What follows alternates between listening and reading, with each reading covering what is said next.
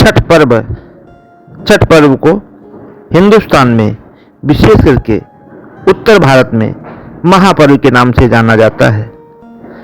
छठ महापर्व नहाय खाए के प्रारंभ होता है और यह विधि विधान के साथ किया जाता है। छठ पूजा का पर्व सूर्य भगवान और षष्ठी माता को समर्पित है। छठ पूजा का व्रत करने वाले भक्त करीब 36 घंटे तक निर्जल रहकर भगवान श्री सूर्य को अर्घ्य देते हैं। उत्तर भारत का लोक पर्व छठ पूजा कार्तिक मास के शुक्ल पक्ष की चतुर्थी तिथि से शुरू होकर सप्तमी तक चलता है। छठ पूजा पर्व सूर्य भगवान और षष्ठी माता को समर्पित है। छठ पूजा व्रत करने वाले भक्त करीब 36 घंटों तक निर्जला रहकर भगवान सूर्य को अर्घ्य देते हैं।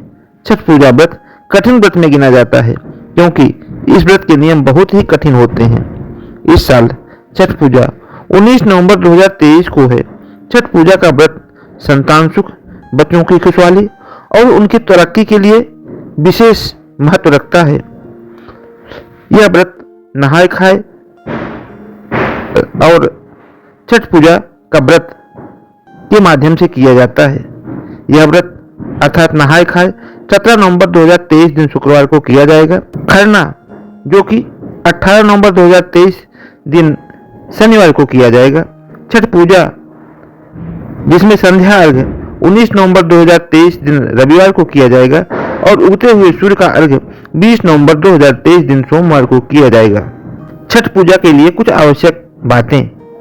छठ पूजा पर्व की शुरुआत 17 नवंबर 2023 दिन शुक्रवार से होगा। छठ का पर्व 4 दिन तक चलता है। इस व्रत की शुरुआत नहाय खाए से होती है। नहाय खाए के दिन व्रती स्नान करने के बाद भगवान सूर्य को जल अर्पित करता है। अब विशेष करके महिलाएं अर्पित करती हैं। खरना के भोजन ग्रहण करने के बाद यह व्रत शुरू हो जाता है।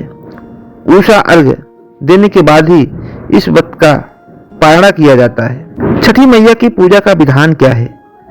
छठी पूजा पर्व में भगवान सूर्यदेव, उनकी पत्नी उषा और प्रत्युषा, इसके अलावा सूर्यदेव की बहन छठी मैया की पूजा का विधान है। ऐसी मान्यता है कि इस दौरान सूर्यदेव की उपासना करने से मान सम्मान और तरक्की में वृद्धि होती है। छठ माता की उत्पत्ति कैसी हुई, इसकी कथा। छठ देवी को सूर्यदेव की बहन मानते हैं, लेकिन छठ व्रत कथा के अनुसार छठ देवी ईश्वर की पुत्री देवसेना बताई गई है। देवसेना अपने परिचय में कहती हैं कि वह प्रकृति की मूल प्रकृति में छठवें अंश से उत्पन्न हुई है, इसलिए मुझे षष्ठी कहा जाता है। षष्ठी मैया यानी षष्ठी मैया संतानों की रक्षा करने वाली देवी मानी गई है। छठ पूजा में डूबते हुए सूर्य को अर्घ्य क्यों देते हैं? ऐसी मान्यता है कि शाम को सूर्य उपासना से संपन्नता आती है, व्रती की सारी मनोकामना की पूर्ति हो जाती है। सूर्य को अर्घ्य देने से कुंडली में सूर्य की स्थिति मजबूत हो जाती है।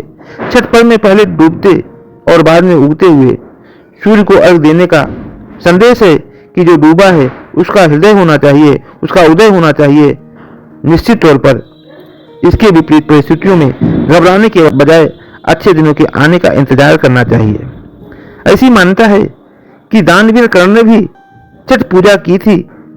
छठ पूजा प्रारंभिक वैदिक काल से चली आ रही है, जहां ऋषि कई दिनों तक उपवास का ऋग्वेद के मंत्रों के साथ पूजा करते थे। पौराणिक कथा के अनुसार सबसे पहले सूर्यपुत्र कर्ण ने सूर्य की पूजा कर छठ पर्व का प्रारंभ किया था। भगवान सूर्य के भक्त कर्ण प्रतिदिन घंटों कमर तक पानी में खड़े होकर अर्घ्य देते थे। सूर्य की कृपा से ही वह महान योद्धा बने। आज भी छठ में अर्घ्यदान की परंपरा प्रचलित है। छठ पूजा में नहाय खाए का क्या मतलब है?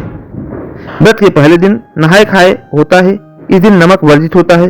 व्रत करने वाला स्नान के बाद शुद्ध होकर नए वस्त्र को धारण करता है।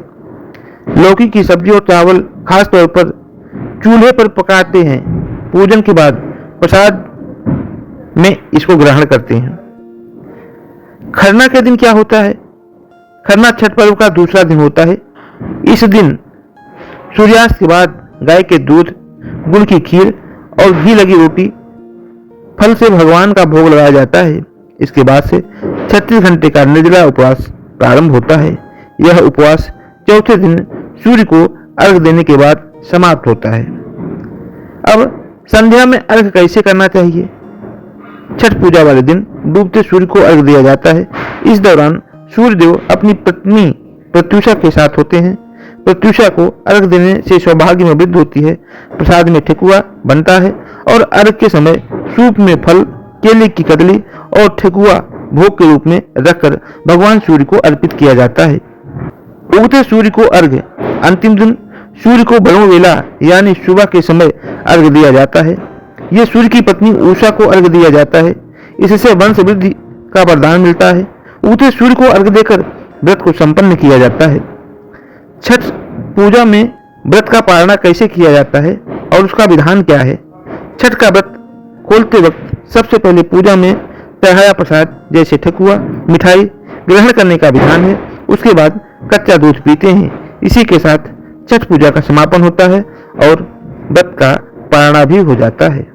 इस प्रकार से छठ मैया की पूजा जो भी भक्त करते हैं इस विधान से करते हैं।